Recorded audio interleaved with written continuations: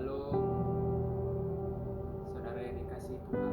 Nama saya Mayulas, anak laki Bapani, dan saya daripada sekolah Alkitab Orang Asal. Dan saya ingin mengungsikan firman Tuhan dari Injil Matius bab 26 ayat 69 hingga 75. Mari kita bacakan untuk renungan ini. Tajuk besar di sini adalah Petrus menyangkal Yesus. Petrus sedang duduk di luar di halaman apabila salah seorang hamba perempuan imam agung datang dan berkata kepadanya, "Kamu juga bersama Yesus orang Galilea itu."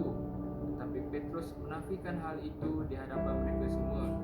Dia berkata, "Aku tidak tahu akan maksudmu." Lalu dia pergi ke pintu halaman. Seorang hamba perempuan lain nampak Petrus dan berkata kepada semua orang di situ, "Orang ini juga bersama-sama Yesus dari Nazaret." Sekali lagi Petrus menafikan hal itu dan menjawab, "Aku bersumpah aku tidak kenal akan orang itu."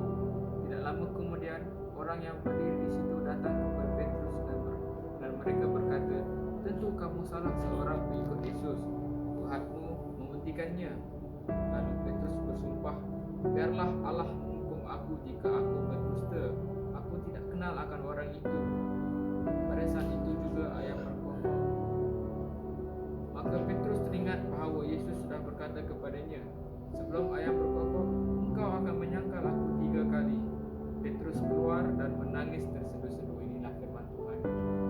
Apa yang kita dapat terapkan pada pagi ini adalah tentang sikap Petrus yang kita tidak boleh terapkan, dan kita juga sebagai umat Tuhan ataupun anak Tuhan, kita tidak seharusnya lah menerapkan sikap-sikap sedemikian, kerana kita adalah sebagai pemimpin yang akan kita tanggungjawab yang besar untuk melayani ataupun untuk menjadi penjalin jiwa.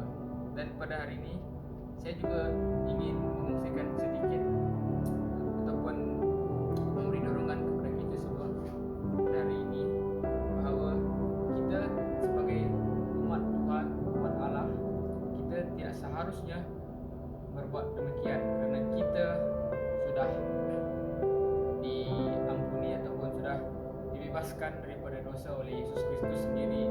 Kerana demikian kita tidak seharusnya melakukan apa yang dilakukan Petrus ini, kerana ini adalah menyangkal Yesus.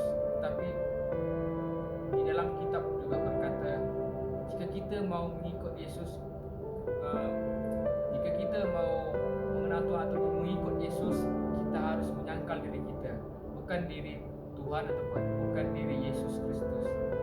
Inilah yang apa yang saya dapat kongsikan pada hari ini.